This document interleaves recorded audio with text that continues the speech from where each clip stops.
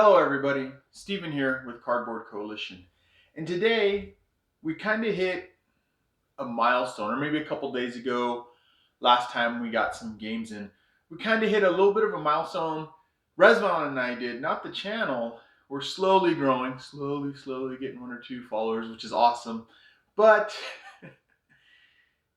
as hobbyists, as people in the gaming hobby, we have kind of hit a milestone, and that's the 100 game milestone. We skipped the 50. I think when we started making videos, we probably had more than 50.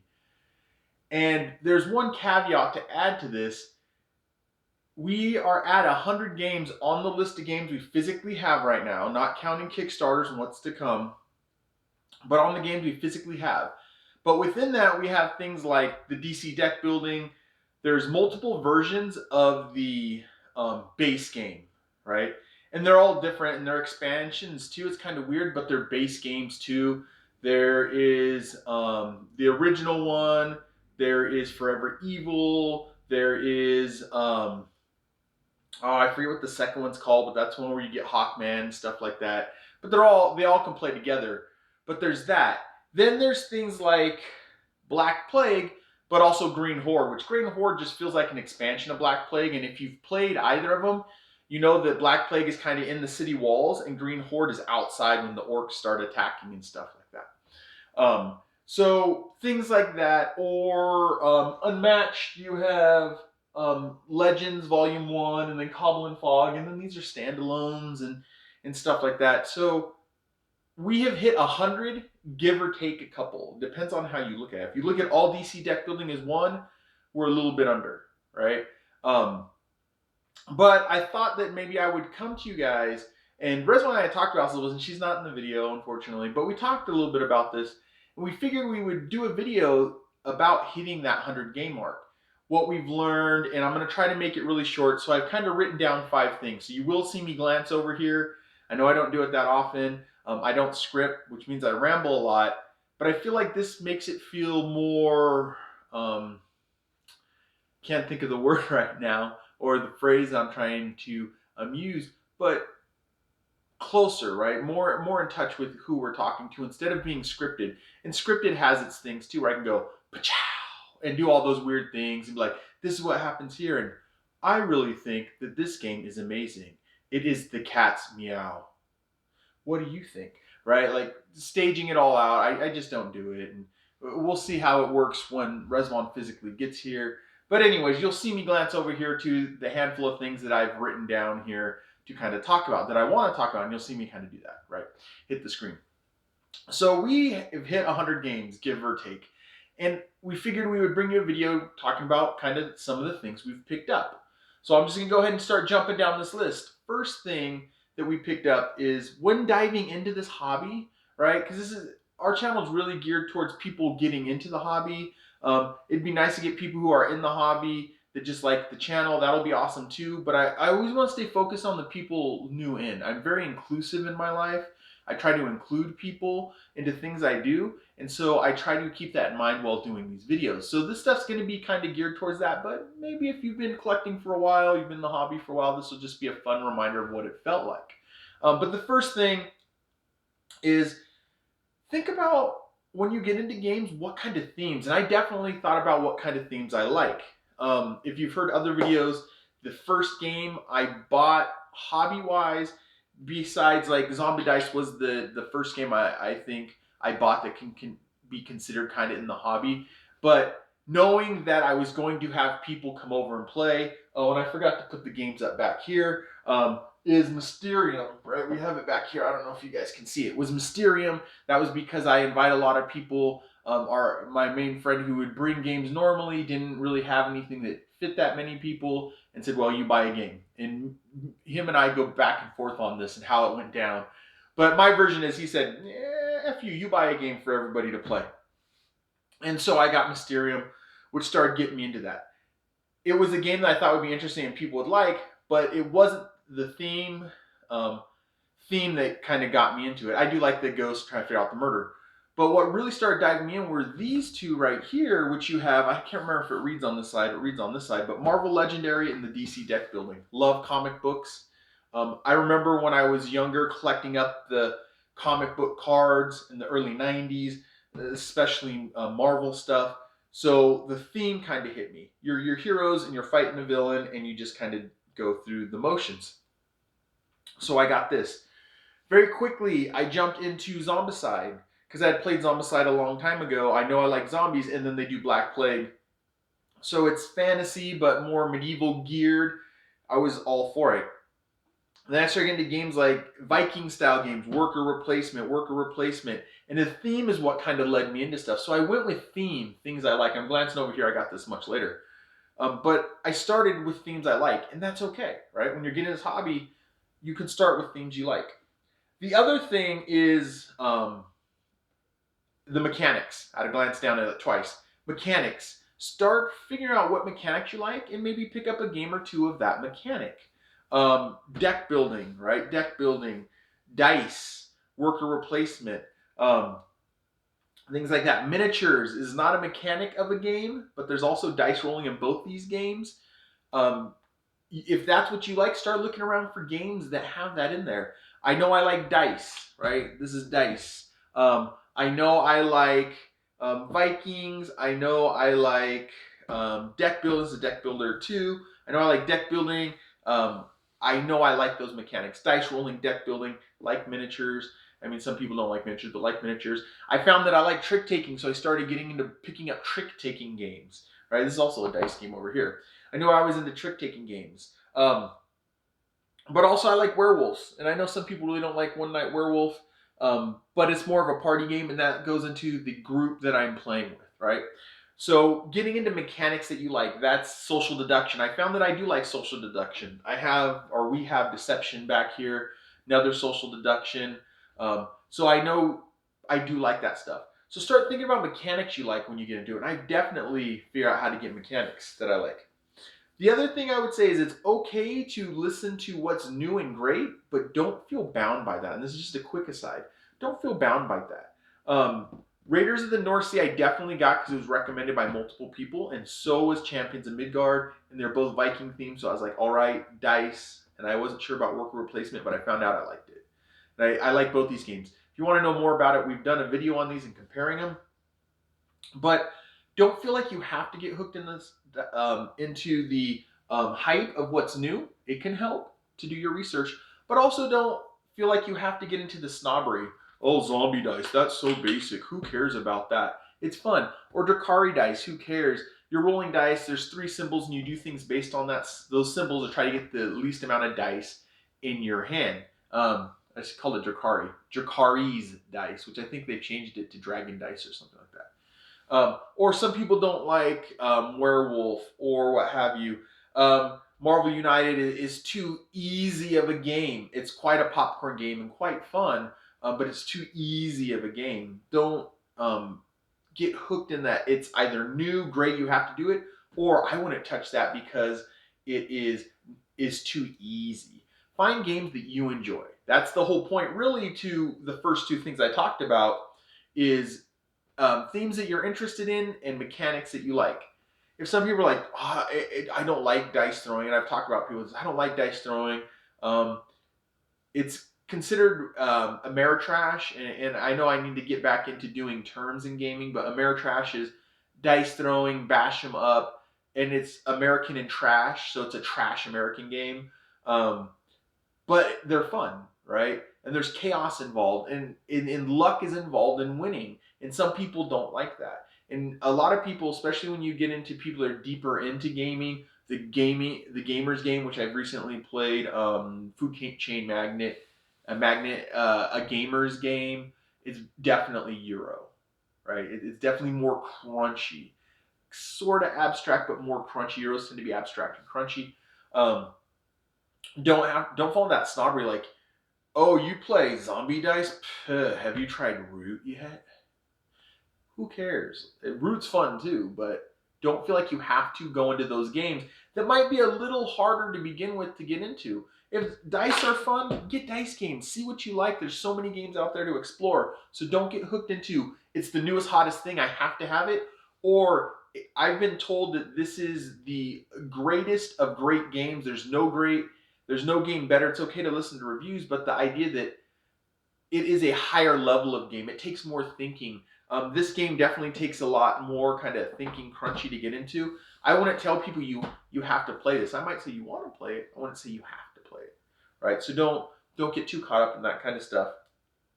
But also be willing to explore. So the third thing that I wrote down was to be willing to explore. I found that it's good to be willing to explore. There are some games I was a little nervous with. A friend of mine, if you're watching, you got me to play the game. Clinic is a popular game. It's known to be a little harder to play. Its difficulty level on Board Game Geek is up higher. I think it's 3 something, almost 4. I think Food Chain Magnet is 4 or something like that. But don't be afraid to try those things. You might as well try them. You never know. You might like them. Jaws, I picked up because it was cheap, like $9 cheap. And didn't know if I liked One Verse Many. Didn't know if I liked Hidden Movement. But because I took a chance on it, I liked it. And then if you have friends that have those games, which saves you a lot more money, be willing to play. Be like, hey, I don't know. I've never played that game before. Sidriel Confluence. I know I'm messing up the name. Sidriel Confluence, I think. I find that I kind of enjoyed it. It's a little more crunchy and stuff. And I recently watched a video where people were complaining a little bit about it. It's a gamer's game. You have to dig in. It's 4 hours or so to play. It's very difficult. I found that I kind of liked it. Would I play it all the time? I don't know. But would I play it sometimes? Yeah. Right? Would I ask to play it? I don't know. Let's see a year from now if I feel a drive to want to play it. But would I say no? No. Wouldn't have known that if I didn't explore. Rezvan and I really like this game. We got it off Kickstarter. And it's simple, but it's also themed in the sense it's supposed to be like old Viking game that they would have played. It's a made-up game, but it's supposed to feel like an old Viking game you would play. It's dice rolling. Trying to conquer the other player in the sense of not conquer the other player. You're trying to get all the runes that you need on yours, but the other player can take the runes away with Gungnir and fight you for them or just devastate them, and it's fun, right? If I wasn't willing to take a chance and explore, we wouldn't have picked this up. And Rezvan really likes this game. So be willing to explore. Even if you think that deck building's your jam or you feel like it is, check out worker replacement. Check out dice rolling. Check out party games. There's nothing wrong with party games with a bunch of people. I find Untamed Unicorns fun. Is it simple? Yes. Is there some problems with the rules and how actually things work? Yeah, but if everybody's relaxed, no one's worried about being the winner, it's fine. It's a fun game, easy for people to learn. You're just trying to get so many unicorns in your stable in front of you, and people can do silly things to take them from you and steal them and kill them and all that stuff. That's fine. Ravine, I tried it, and there are still some things like, I won't get too deep into it, that you physically get involved with, like hold their hands, or you have to sing things, you have to shout. I was a little nervous, but I played it. A friend had it, I played it, and I really liked it. I ended up getting the game, which normally I'll tell you, if friends have the game, just try to avoid it. It'll save you some money. But I think if I remember right, the friend was borrowing it, so I actually bought it, so I had it if I wanted to play. So be willing to explore games. I'm trying to think, trick taking, right? That's another explore. I wouldn't have known unless I tried trick taking. I was like, I really like that, right? All right, so I'm trying to make this video quick. I did a video, it was like 45 minutes, and I went over 10 things, and so I cut it down. So interlude, right? I already talked about the number 4, actually. I should have kept watching my list. And that was don't get caught up in the snobbery or the hype of a game. Don't feel like you have to buy a game and play a game because it's new, right? Don't feel like you have to play only certain types of game, only the harder, crunchier games, because this game's silly. You just put cards down and get points. Who cares? I like DC. I think it's fun. I love comic books. I love to look at the art. I find enjoyment, whatever you find enjoyment in. So don't feel like you have to play. And I think this is probably the hardest game I have in the entire collection, the crunchiest game I have. Well, I have both versions of it now, but I think it is the crunchiest of the crunchies, right? I wouldn't mind having the other ones, but now I know I have friends who have some of these crunchier games. The more brain bleed games, the more you have to put thought into. But don't feel like you have to only play those. Don't feel like you can't play Horrified, which is fun and enjoyable and simple? Yes. Fun and enjoyable? Yes. Everybody I've played Horrified with tends to like it. The one drawback that you will hear is from the people who love the harder, crunchier games. It's simple. You run around the map, collect up things, try to do certain objectives, and defeat the monsters. It's that simple. But is it fun? It's fun. Camel Up, I find super fun. Everybody I've played it with finds it super fun. Is it simple? Yes. It's just camels running around the track and you roll dice. So don't feel like you have to get caught up in the snobbery, or to be called a gamer, you have to play certain things. If you are in the hobby, if you are playing games, buy them or not, playing with friends, you're still a gamer in that sense, right? We all hold a bunch of different coats or hats, right? And you're a gamer. So don't feel like you have to get into that snobbery, and don't feel like you have to buy a game because it's the new thing out. And that gets kind of into the Kickstarter thing, where don't feel like you have to buy it because it's coming out on Kickstarter. We'll maybe talk, I've done a video about Kickstarter, but we can talk some more in the future about Kickstarter and what it brings and kind of looking at it. But don't feel like you have to buy the new games all the time. And the last thing that I have on the list, well, one of the last things is understand your gaming group, but don't feel bound by it. So, and you'll find when you get into this hobby, if you're in this hobby, you notice you have different gaming groups. You might have multiple gaming groups. You might have one dedicated to get together all the time. You might have one that people come in and come out of. I find myself in the multiple and come in, come out of, groups share and stuff like that. But there's a wide swath of people who play. There are people who like simpler party games, right? And that's going to be their level of their jam. It's also considered entry-level games, which I know there's a debate. Is it entry-level, welcoming games, things like that?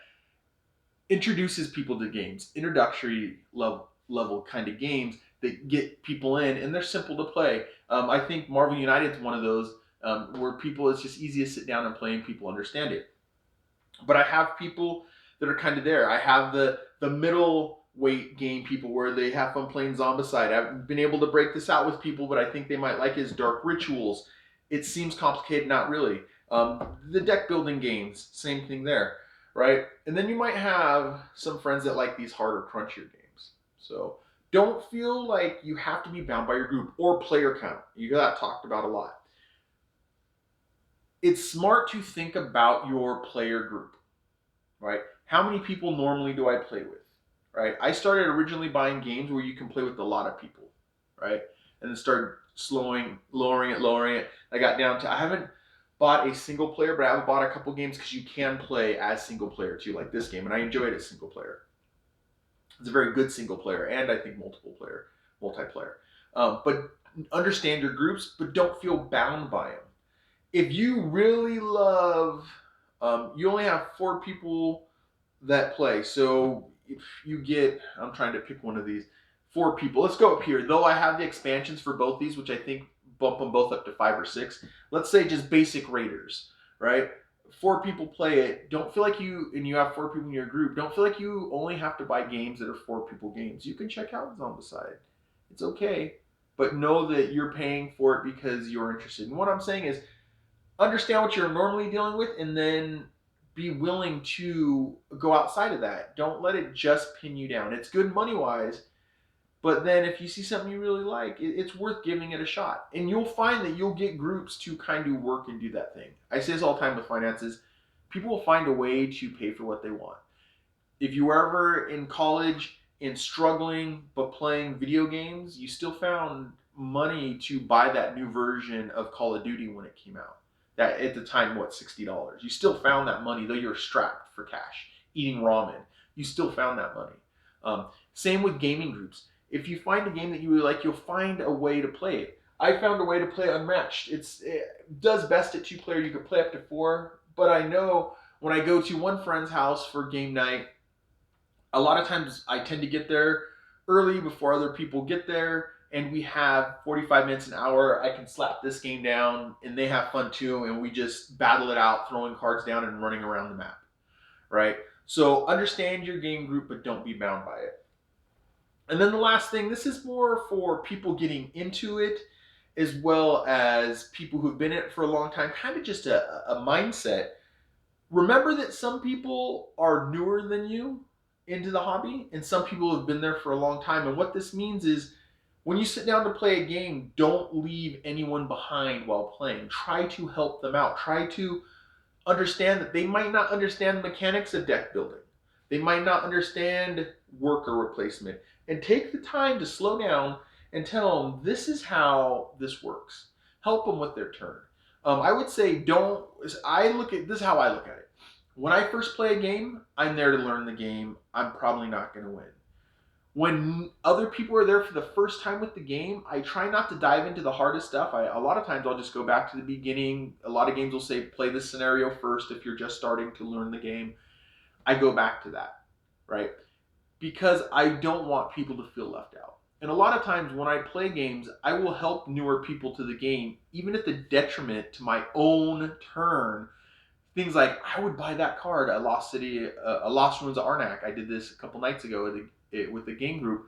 Someone was fairly new at gaming. They kind of play a little bit here and there. And there's a card I really wanted, but as I was helping them out with their turn, I was like, buy this card. It's gonna help you. Period. There's no reason not to buy this card. And they're like, oh yeah. I'm like, well, you don't have to buy it, but I'm gonna buy it if you don't buy it, kind of thing. Like, buy this card. It's really good. Without trying to be that alpha gamer telling everybody what to do to make the game work a certain way. But understanding that some people are newer at the game than you are. And then the other side of that is don't feel like you're always going to win the game. Don't get upset if you're not going to win the game. We have a friend, I like to joke with him all the time when he watches this video. He knows probably what I'm going to say. You don't have to win to like a game. I don't have to win to like a game, right? And the joke is you don't have to win to like the game, so don't feel like you're always going to win the game, right? And so just be aware of kind of where you are in the gaming space, how far you've moved forward, and understand that people are starting out, and there's people are just going to be way up ahead, right? And so that's kind of the last thing. Hopefully this video went short. I don't have a timer in front of me. I really need to get a better kind of setup. So I have a timer going and I have a screen facing back to me. I can't tell what you guys are actually seeing at this point. I don't know if I have boogers dripping from my nose or what have you. Eventually, with time and money, I'll have a better setup. But that was basically the 5 things that I wanted to share, the 5 things that I've learned being at that 100 game mark, give or take a couple games. I hope you guys enjoyed. I'm Steven with Cardboard Coalition. See you later, everybody. Bye.